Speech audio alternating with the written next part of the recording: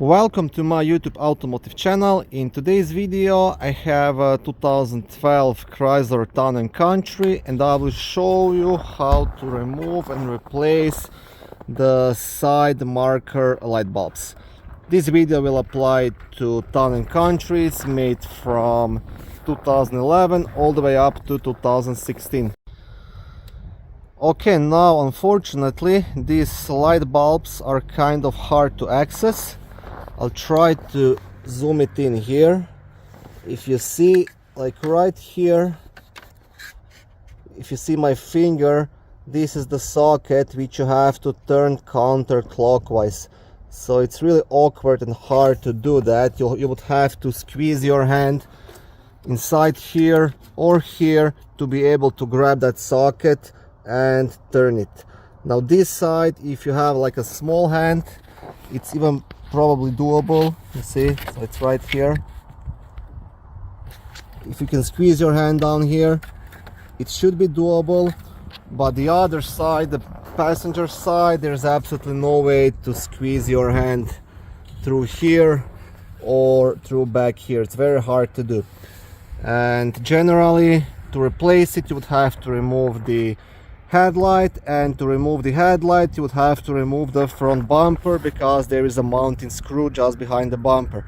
But what I learned with time, if you just loosen up these 4 fender screws, you should be able to move the fender enough to the side so you can squeeze your hand here and replace that light bulb.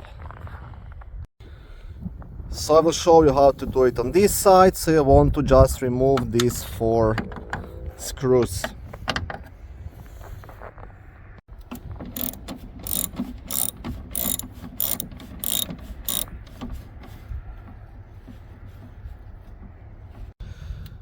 Okay, so once these screws are out, you should get much more space to work. You can see you can now move this fender just enough to be able to squeeze your hand through here. You don't want to pull the fender too hard so you don't bend it, but just enough to be able to reach it. Okay, so I'll try to record this now. I can squeeze my hand inside here, move a fender a bit, just enough so I can grab that socket, rotate it, turn it, see, and pull it out.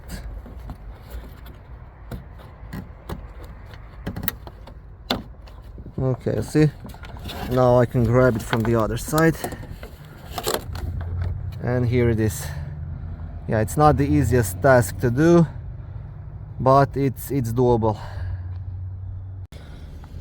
Okay, so on the passenger side I will quickly show you what I had to do.